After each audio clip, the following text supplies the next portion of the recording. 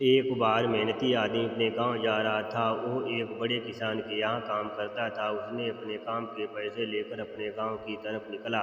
पैदल ही चलते चलते उसको श्रावस्ती में एक बड़ा बाजार दिखा। उसने सोचा क्यों नहीं मैं मेरे घर के लोगों के लिए कुछ खरीदारी करूं।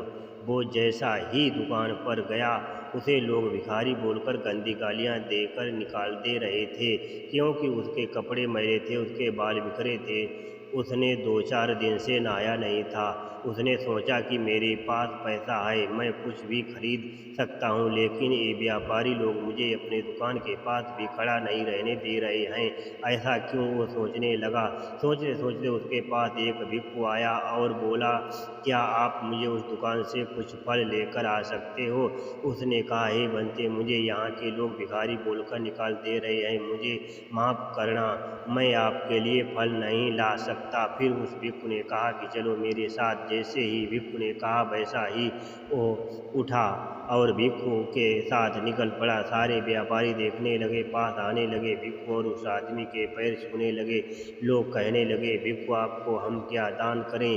भिक्षु ने कहा, आप क्या दान कर सकते हो। मेरे बाजू में मेरे साथ जो आदमी है वो एक मजदूर है, अपने गांव जा रहा है, लेकिन तुम लोगों ने उसे ऊंच नीच बोलकर उसका अपमान किया है। वो आपसे कोई चीज़ फुकट नहीं मांग रहा था, उसके पास उसके मेहनत के पैसे हैं। बस वो कुछ घर और अपने बच्चों के लिए कुछ खरीदारी करने वाला था, लेकिन आप लोगों ने उसे भिखारी बोलकर उसे अपमानित किया, क्योंकि वो एक मजदूर है, बाहर का है। आप लोग उसे जानते नहीं हो। किसी भी इंसान की हुलिया को देखकर उसकी कभी औकात मत देखो।